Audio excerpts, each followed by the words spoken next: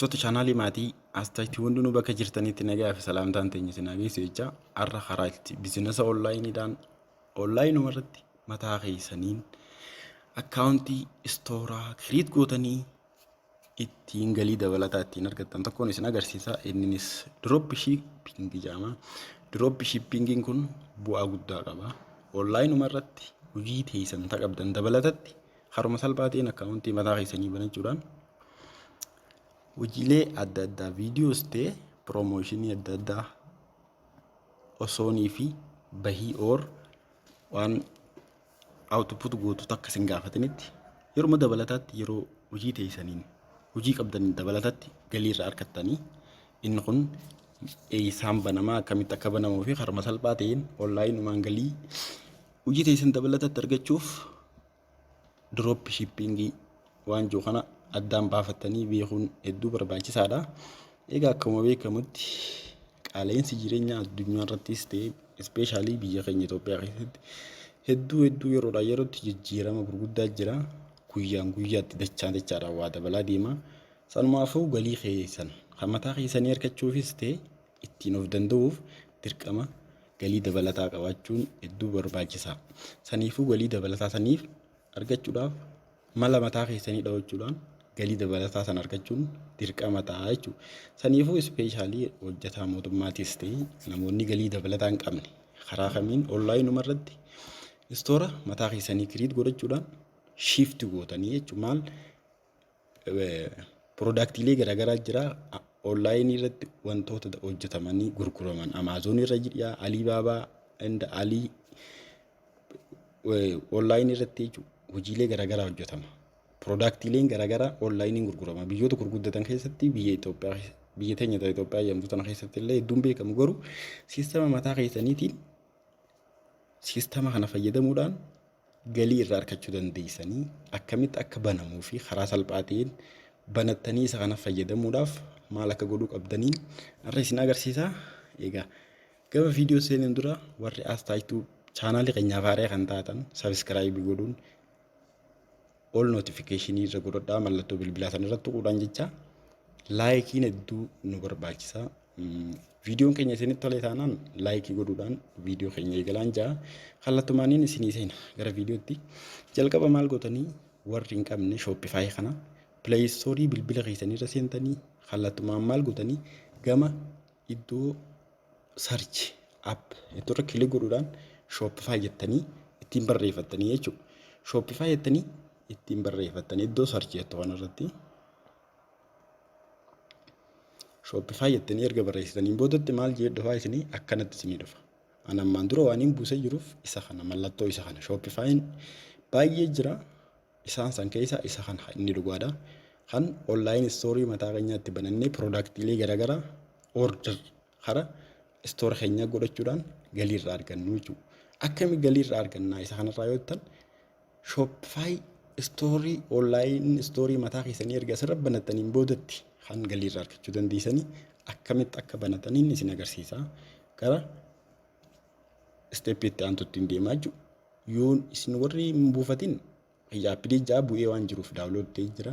Warri hin buufatin instool godhachuudhaan eegaluu qabdanii ergasiin boodatti maalii bilbila keessanirra dhufee ta'a jechuudha kanatti shooppifaayi. Shooppifaayi kanaan onlaayini istoorii mataa keessanii banattan. Akkamitti akka banattan waliin ilaallaa. Akkanatti isinii dhufa hoggaanii fi instool godhachuudhaan gabbuufattan geet staart jaa irra kilik goota. Yoonii fi duraan qabattan immoo loogiin jettanii seentan.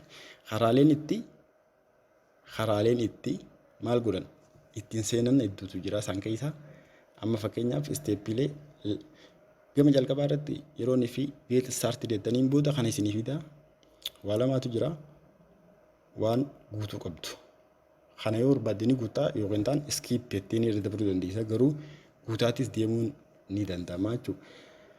Amjas starting jettanii ani amma eegaluu fi jettaan ergasiin boodatti maali next yoo ta'a jechuudha. Erga next jetteen boodatti online story jira, social media, online marketplace and like that and exit website or blog jira, in personal jira. Saniifuu ani amma kana filadheetiin jira online story banachuu deema. Maal godhu kan mataa kiyya warra shift godhee irratti hojjechuu hin deemu jechuudha. Inni sadaffaa irratti akkana sii dhufa. Yoonni fi guutuun barbaanne iskiippii bakka itti jira irra dabruu ni dandeessa. Rakkoo takka hin qabu kun. Ergasii boodatti maal goota? Do you went to sell products through drop shipping jira. Maal godhu gurguru waan garaagaraa asirratti order godhachuudhaan gurguruu ni barbaaddaa jira. Yes jennee hara steeppii itti aantutti deemnaa jechuudha. Ergasii boodatti amma drop shippingiidhaaf Shopify kanarratti online story mataa keessanii banachuudhaaf hanga tokko steeppii barbaachisu deemtanii jirtanii jechuudha. Amma gaa isa kana banachuudhaaf maal isin barbaachisa? Emaila yookiin bilbilaas ta'e yookiin akkaawuntiilee sooshaal miidiyaa feesbuukaa Gmailis qabaachuu dandeessanii kan barbaaddanii seenuu dandeessan. Amma fakkeenyaaf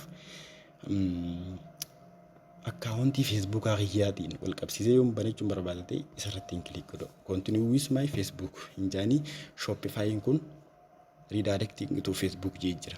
Redirecting to Facebook jechuun Facebook kiyyaa wal qunnamaa jira jechuudha. Facebookni kiyya maal jaa astaachaa. Sen continue hinjaanii jechuudha. Ergasiin boodatti maali isaa wajjin wal qunnamsiiseetiin jira. Drop shippingii akkaawuntii feesbuukaa kiyyaatiin wal fakkaatu baneetiin jira. Iimeelii si gaafatachiin boodatti iimeelii iddoo kanatti naqxanii iimeelii kallattumaaniin iimeelii kiyya itti naqaa jechuudha. Ergaan iimeelii kiyya itti naqee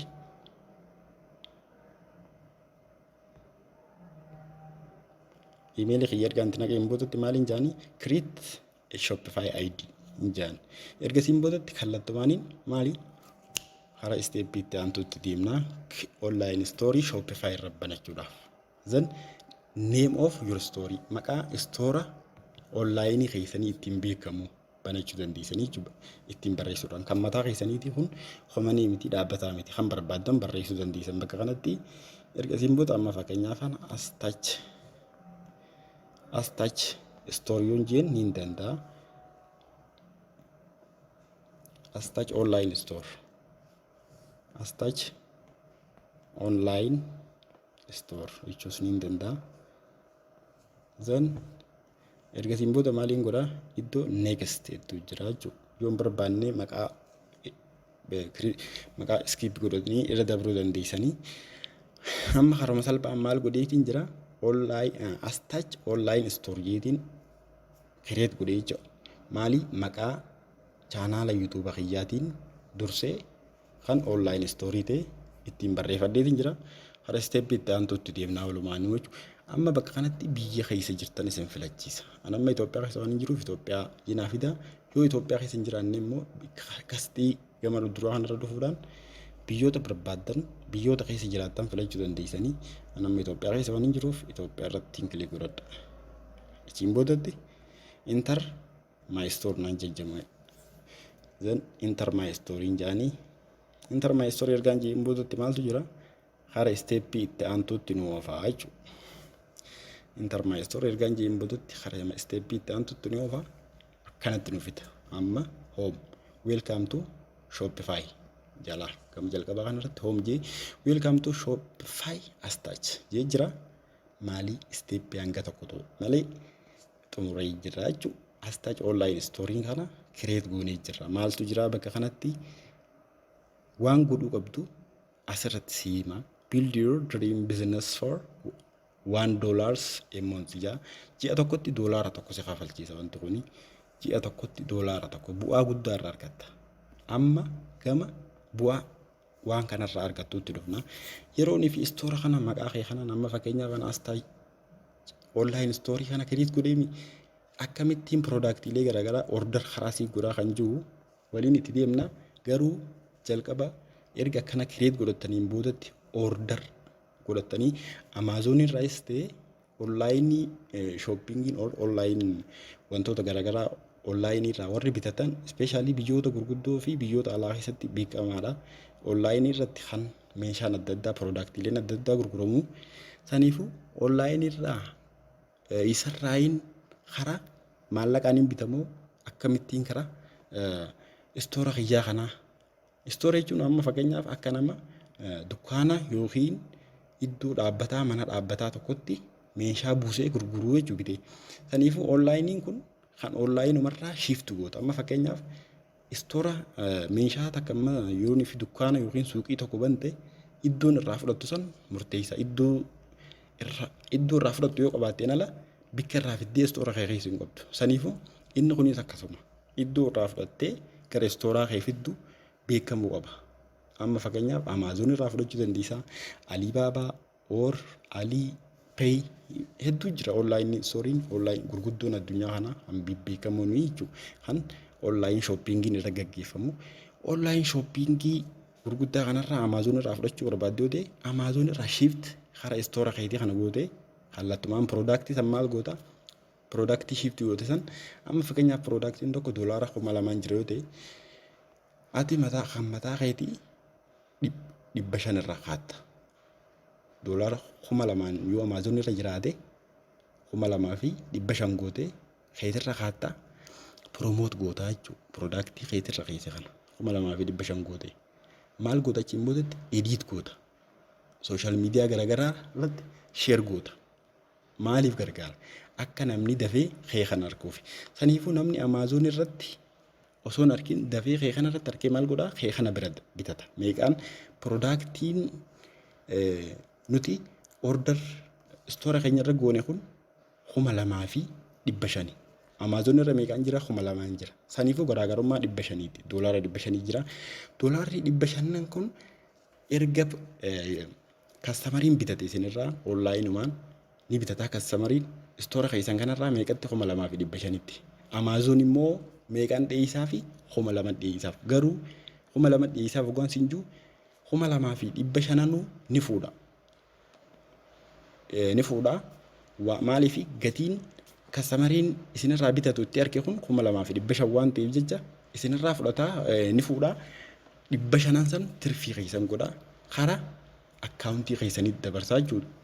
Manuma keessan teessanii karaa salphaatiin $500 argattanii jechuudha yeroo gabaabaa keessatti. Saniifuu akkamitti akka order karaa istoora keenya keessanii gootan kun peeyimentii waan biraa isin barbaachisu maaliif Amaazon harka jira. Amaazon kan dhiyeessu garuu tirfii qofa isin argattan ni beeksiftanii akka gurguramuu gootan sanii jecha Amaazon kan tirfii keessan 2,200 irra ture 2,500 irra gootanii kan isin dhiyeessitan san garaagarummaa 500 kan isinii kafalu Amaazon maali irraa gurgurtan sanii jecha bu'aa keessan isinii kafala. Ergasiin booda maaltu jira? Gama extend your trial for ji'a tokkotti $1 si kafalchiisa within 3 months on jira select plan jawaan jira. Plana select godhuun dirqama. Steepii home jettu kanarratti ergasiin boodatti irra kilik goota jechuudha. Astii gama duraa kanarra dhuftee select plan goota. Plana kee select yoon goone wanni ati hojjettu hin beekamu waan ta'eef jecha hiikan qabu. Harasitti practically isinitti maa deemaa steepii nan isinin jiru kana guutuu qabachuun hedduu bareeda. Steepii kanaan deemnaan ni milkooytan. Mijeetii jaada select plan itti erga plaanii kee select gooteen boodatti ni eeggatta jechuudha. Hanga connection okay option na eeggadaan isin jaa xiqqoo okay amma isin dhufee jira kanatti select plan erga jeen boodatti select plan kanarra waa hedduu isin dhufa maal fa'a wantoota kana fakkeenyaaf ji'atti firraa kafaluu dandeessaa waggaatti firraa kafaluu dandeessaa kan jiru jira jechuudha. Asirratti select plan godhatta jechuudha. Then choose start plan waan jettu irra click goota. Choose start plan irratti erga click gooteen boodatti plaanii kee select godhattee jirta jechuudha. Plaanii kee erga select gooteen boodatti kana step itti aantutti adeemtu. Kallattumaan Shopify irratti akkaawuntii ol istoora mataa keetii gareet gootee jirta. Amma fakkeenyaaf warroonni ergasiin boodatti amma istooriin keenya kireettee jira. Maqaa keenyaan onlaayinii irraa istoora mataa keenyaan qabna jechuudha. Shopify akkamitti akka drop shipping irratti hojjechuu qabnu loogiin jennee seenna asuma kanarraan ergasiin boodatti kallattumaan onlaayinii istoorii mataa keenyaa astaaj online store je create godheetiin jira jechuudha. Kan biraatiin yoo barbaadde asin dabalachuu dandeessa. Ergasiin boodatti maali admin jira check out report and dashboard waa hedduutu jira.